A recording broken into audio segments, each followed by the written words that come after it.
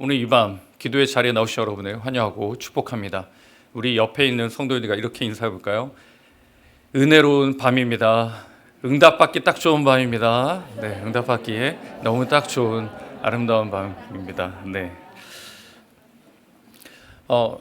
제가 몇 년을 살지는 못했지만 제가 살아오면서 온 나라가 들썩였던 적이 몇 번 있었습니다. 온 나라가 빨간색으로 뒤덮였던 그날이 있었습니다. 바로 2002년 월드컵 때였습니다. 그때 제가 군대에 있어서 그 분위기를 잘 못 느꼈습니다. 그런데 한 번은 이제 연신내에 한번 나갈 일이 있어서 연신내를 한번 나갔다가 정말 놀라 자빠지는 줄 알았습니다. 모두가 빨간색이어가지고 그래서 저도 군복도 빨간색이면 얼마나 좋을까 그런 생각을 한 적이 있습니다. 그리고 또 한 날이 있습니다. 모두가 합심하고 긴장하고 기대하고 소망하는 날. 이날은 비행기도 안 뜹니다. 출근 시간도 미뤄집니다. 이런 나라가 우리나라입니다. 바로 수능 날입니다. 2024학년도 수능 시험이 이제 4일 뒤면 100일 남았습니다. 네, 기쁜 소식인가요? 그렇지 않나요? 이 시기가 되면 모든 수험생을 둔 부모님들은 모두가 열심히 기도합니다. 교회는 물론이고 어디서나 기도하는 사람들을 볼 수가 있습니다. 모두가 알고 계시는 오픈 이야기가 있는데요. 저도 전에 들은 이야기인데 교회 다니는 분이 이제 애들의 시험을 위해서 어디를 찾아갔습니다. 이 점집을 찾아갔습니다. 점집을 찾아가자마자 그 점을 보는 사람이 뭐라고 하는지 아십니까? 교회 다니지 그랬대요. 그래서 이분이 너무 놀랐대요. 이렇게 용엄할 수가. 근데 그 사람 말을 제가 건너서 들어보니까 그만큼 교회 다니는 사람들이 점집에 많이 온답니다. 제가 그 학동에 있을 교회에서 있었던 일인데 그렇게 점집이 많대요. 교회 다니는 사람들도 그렇게 많이 간다고 합니다. 주일 예배는 예배대로 하고 점은 점대로 보러 다닙니다. 그냥 한번 가볼까? 한 번인데 어때라는 생각을 할 수 있습니다. 이 어른들에게는 점집이라면 젊은이들에게는 무엇일까요? 타로입니다. 타로점이 바로 그와 비슷합니다. 그냥 재미 삼아서 하는 건데 어때? 그런데 재미가 영혼을 좀먹고 장난이 영혼을 넘어지게 합니다. 왜 이런 모습들이 있을까요? 하나님을 바로 알지 못해서 일어나는 일입니다. 하나님을 알기는 아는데 하나님에게만 기도하려면 뭔가 찜찜합니다. 그래서 다른 곳에 기웃기웃 거립니다. 이런 기도의 유형을 그물형 기도라고 합니다. 여러분 들어보셨습니까? 처음 들으시죠? 제가 오늘 아침에 만들었습니다. 그물형 기도. 걸려라. 하나님이든 뭐든 걸려라. 이렇게 기도하는 겁니다. 그래서 하나님과 하나 더 준비합니다. 하나님과 재력을 준비하고 하나님과 능력을 준비하고 하나님과 외모를 준비하고 한 가지 더 준비해야지 마음이 편안해지고 마음의 안식을 누리게 됩니다. 이 그물형 기도를 하는 사람들에게 하나님께서 이렇게 권면하십니다. 마태복음 6장 24절인데요. 하나님 말씀 이렇게 말씀하십니다. 우리 같이 한번 읽겠습니다. 시작. 한 사람이 두 주인을 섬기지 못할 것이니 혹 이를 미워하고 저를 사랑하거나 혹 이를 중히 여기고 저를 경히 여김이라. 너희가 하나님과 재물을 겸하여 섬기지 못하느니라. 아멘. 겸하여 섬길 수 없다라고 말씀하십니다. 그 이유는 우리가 믿는 하나님만이 살아계신 하나님이시고 우리의 기도를 들어주시고 응답하시는 유일하신 분이 바로 하나님 한 분이심을 선포하고 있는 것입니다. 우리는 살아계신 하나님께 기도합니다. 이것이 우리의 기도와 세상 사람들 간의 기도의 질적인 차이입니다. 우리는 살아계신 하나님께 기도하기에 그냥 우상에게 비는 그 사람과는 질적으로 기도가 다릅니다. 그래서 시편 115편에 보시면 이렇게 기록합니다. 3절인데요. 오직 우리 하나님은 하늘에 계셔서 원하시는 모든 것을 행하셨나이다. 살아계신 하나님입니다. 능력의 하나님을 선포합니다. 반면에 4절인데요.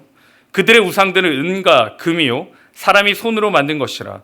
입이 있어도 말하지 못하며 눈이 있어도 보지 못하며 귀가 있어도 듣지 못하며 코가 있어도 냄새 맡지 못한다라고 나옵니다. 그리고 8절에 보시면 우상들을 만드는 자들과 그것을 의지하는 자들이 다 그와 같으리로다라고 말씀합니다. 제가 청년들에게 이런 질문을 받은 적이 있습니다. 목사님, 하나님께서 살아 계시고 다 알고 계시다라고 말씀하셨지 않습니까? 그러면 굳이 우리가 기도를 꼭 해야 합니까? 라는 질문을 받은 적이 있습니다. 여러분, 우리 중에도 이런 질문을 가진 분이 계십니까? 이 질문 속에는 한 가지만 알고 한 가지는 모르고 있습니다. 기도를 간구만으로 생각합니다. 기도는 내 필요와 나의 요구사항을 하나님께 내어놓는 것으로만 생각합니다. 기도는 그것이 전부가 아닙니다. 그보다 앞서서 기도에는 감사의 고백이 있어야 합니다. 하나님이 독생자를 죽기까지 내어주신 그 사랑, 그 사랑으로 말미암아 우리 죄와 비참의 자리에서 구원하신 하나님, 그 하나님을 감사하며 하나님 앞에 나아가는 것, 그 감사를 기도에 녹여드는 것, 그게 바로 기도입니다. 여러분 잘 보시기 바랍니다. 세상 사람들의 기도는 감사가 없습니다. 필요에 대한 요구와 간구뿐입니다. 그러나 우리는 감사의 고백이 먼저 됩니다. 여러분 주일학교에서 많이 하는 대표 기도할 때 기도의 순서를 기억하십니까? 이 손가락 기도 순서를 아십니까? 기억하시죠? 첫 번째는 뭘까요? 네, 바로 살아계신 하나님을 부르는 겁니다. 두 번째는 뭘까요? 감사입니다. 감사. 죄를 회개보다 그리고 요구하는 것보다 제일 먼저 이어지는 게 뭘까요? 감사입니다. 감사.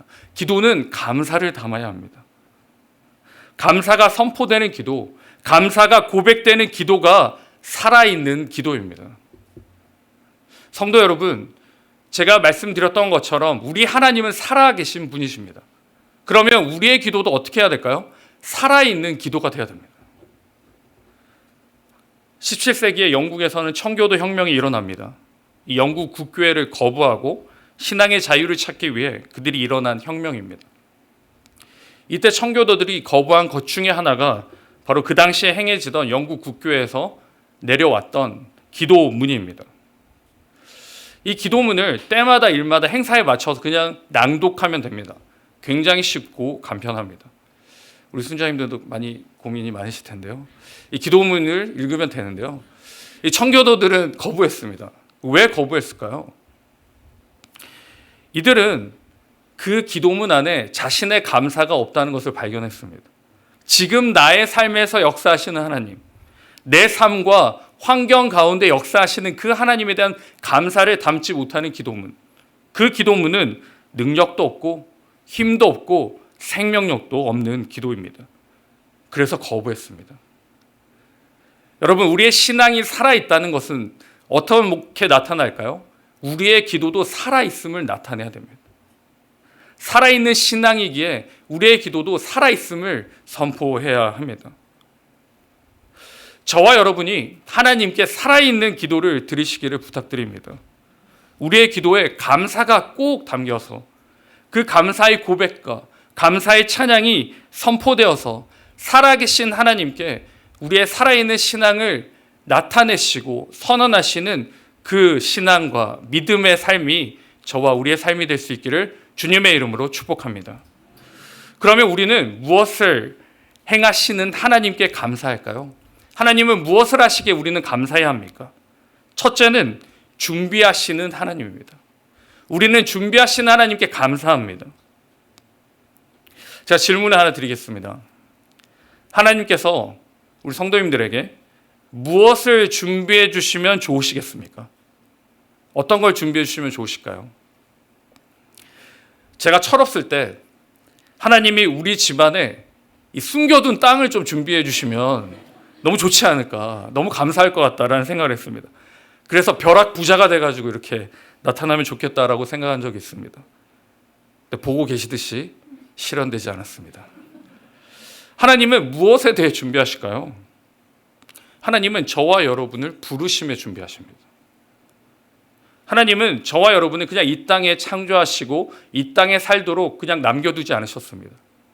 이 땅에서 살아감에 누구와 함께 살아가는 겁니까? 하나님의 사역과 하나님과 함께 동참함에 여러분을 보내주신 것입니다.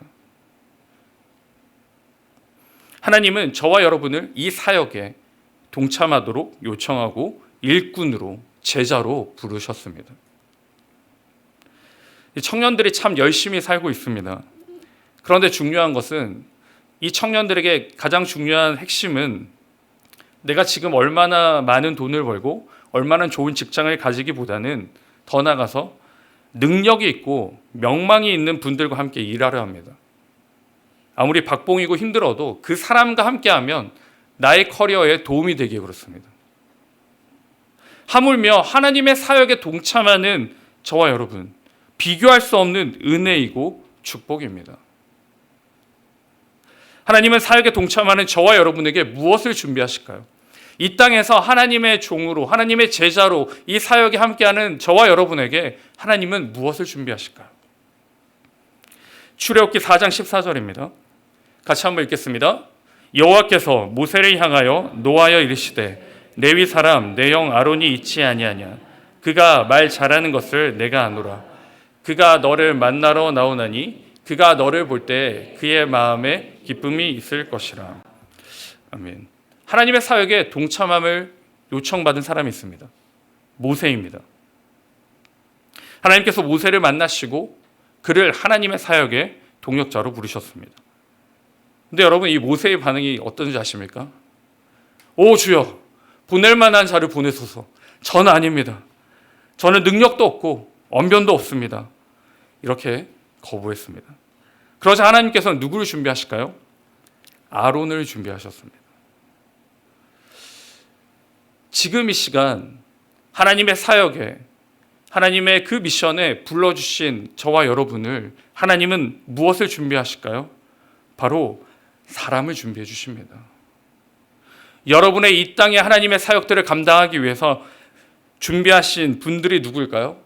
바로 이 교육자들과 순장님과 또한 옆에 있는 성도님들을 준비해 주셨습니다. 그러므로 우리는 어떻게 해요? 마땅히 감사함으로 달려가는 겁니다. 하나님이 이 땅에 우리를 보내주셨는데 아무것도 없이 보내주신 게 아니라 그냥 너 혼자 알아서 살아라가 아니라 하나님이 예비하신 사람들이 함께하기에 우리는 감사함으로 살아갈 수가 있는 것입니다. 하나님은 때마다 일마다 필요한 사람들을 보내주십니다. 그리고 준비하시고 예비하십니다. 그분이 바로 우리가 믿는 하나님이십니다. 제가 선교지에 있을 때 여러 가지 경험들이 있는데요. 그 중에서 교회를 건축할 때가 있었습니다. 현지인 교회를 건축할 때였습니다. 그 업체를 불러서 진행할 정도의 자금은 없었고, 그래서 정말 이 맨 땅에 헤딩으로 선교사님과 저와 이렇게 몇 명이서 삽질을 하고 시멘트를 깨고 벽돌을 세우고 이렇게 했던 기억이 있는데요. 이 큰 사역을 어떻게 감당할까? 선교사님과 저하고 앉아가지고 머리를 맞대고 기도하고 그렇게 지냈습니다. 이 기술자를 부르면 굉장히 큰 돈이 들기에 그렇습니다. 기도함으로 준비하고 있는데 저희가 사역하는 그 마을을 한번 이렇게 또 전도를 하고 있는데 보이지 않던 한 아저씨가 보이기 시작했어요. 저 아저씨는 누구지? 이러면서 이제 가서 교제를 하니까 지난주에 회사에서 잘린 사람이었습니다. 근데 그 사람은 기술자였어요. 건축에 관련된 기술자였습니다.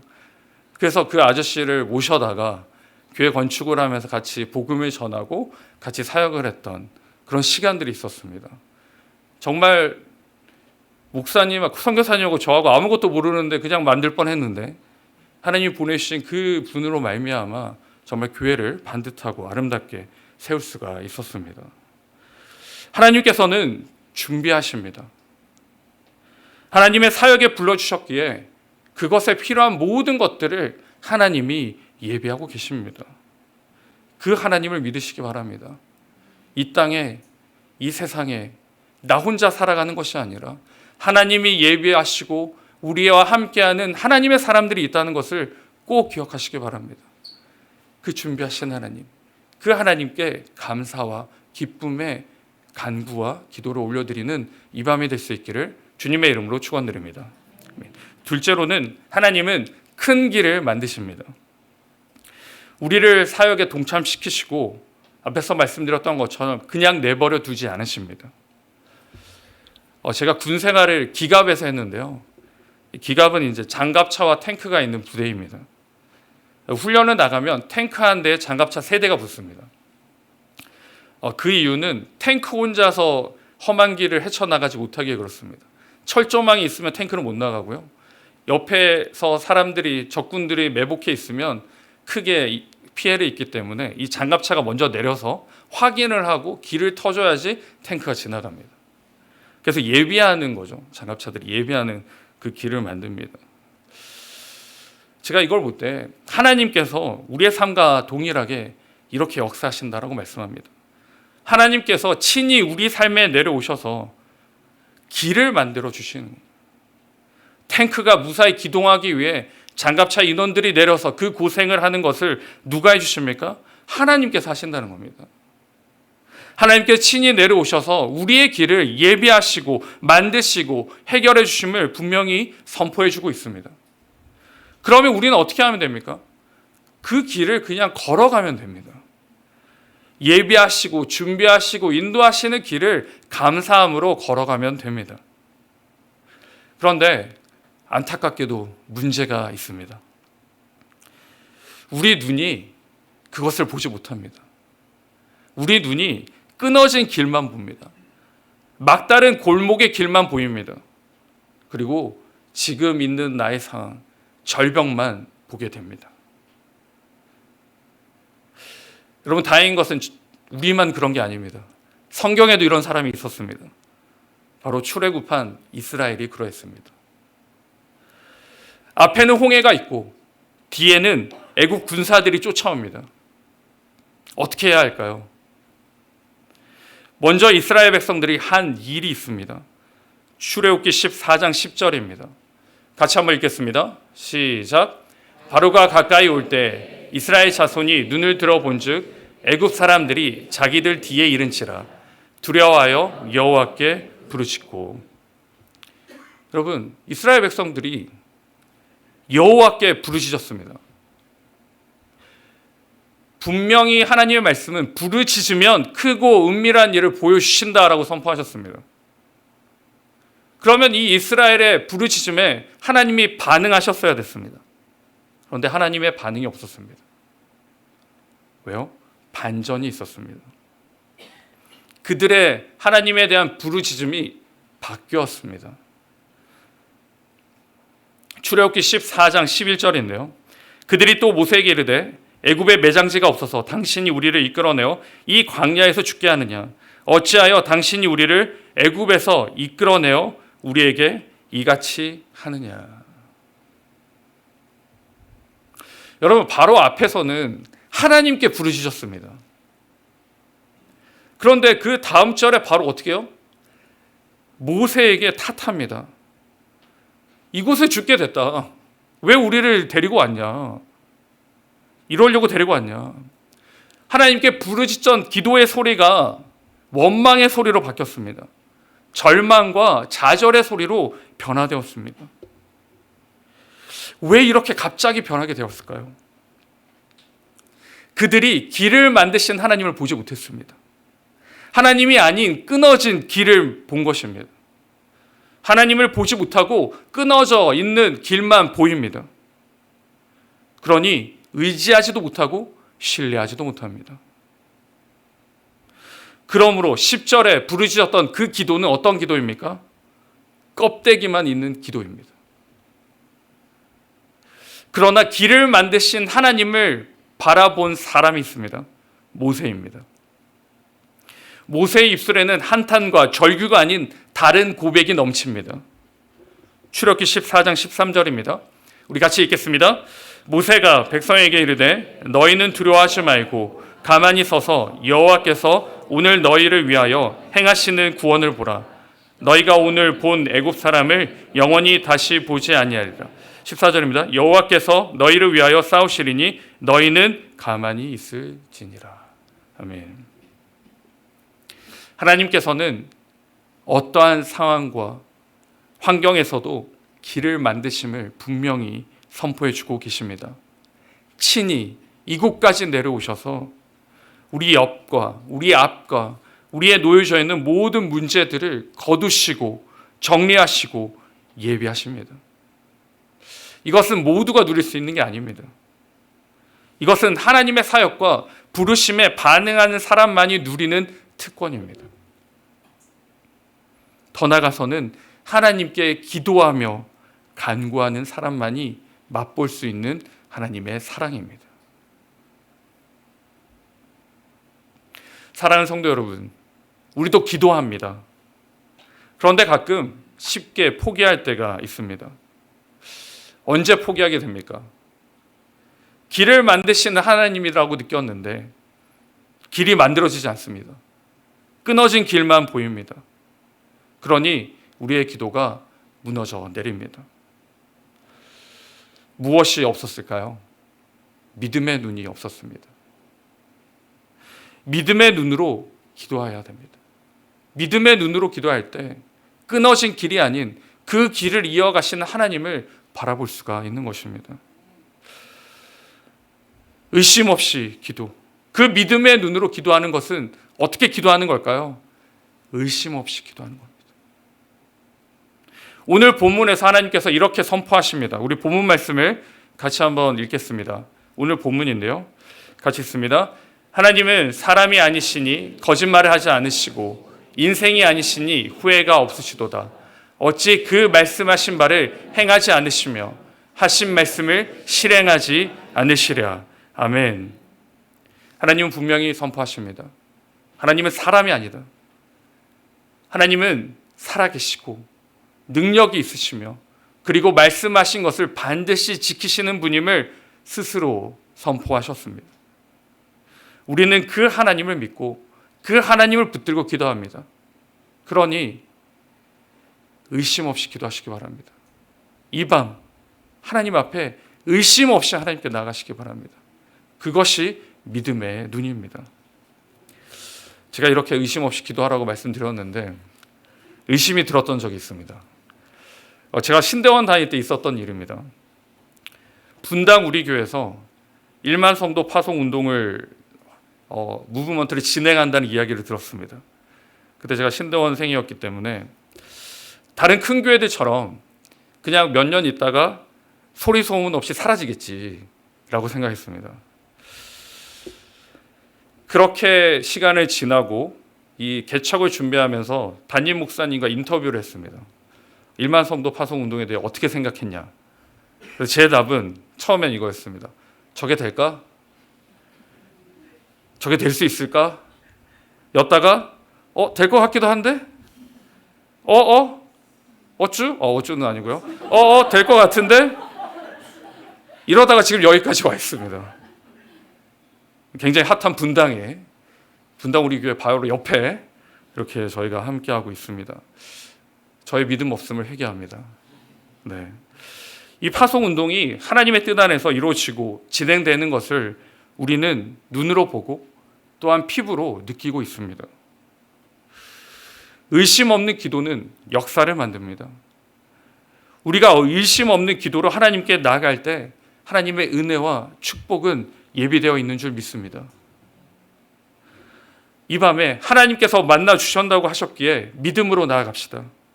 기도의 가운데 하나님께서 이곳에 임재하셔서 우리의 간구와 부르짖음에 응답하실 줄 믿습니다. 이 믿음 붙들고 오늘 이 기도의 자리를 기쁨과 감사로 감당하시는 저와 우리 모두가 될 수 있기를 주님의 이름으로 축원드립니다. 아멘. 우리 말씀을 기억하고 같이 찬양하겠습니다. 이 비준비하시니인데요. 하나님은 때를 맞추어서 이른 비와 늦은 비를 우리에게 주십니다. 그 이른 비와 늦은 비로 말미암아 예루살렘은 살아납니다. 때마다 일마다 저와 여러분의 삶도 하나님이 준비하시고 예비하신 줄 믿습니다. 그래서 우리는 오늘도 내일도 살아갑니다. 이 믿음으로 같이 하나님께 찬양드리겠습니다.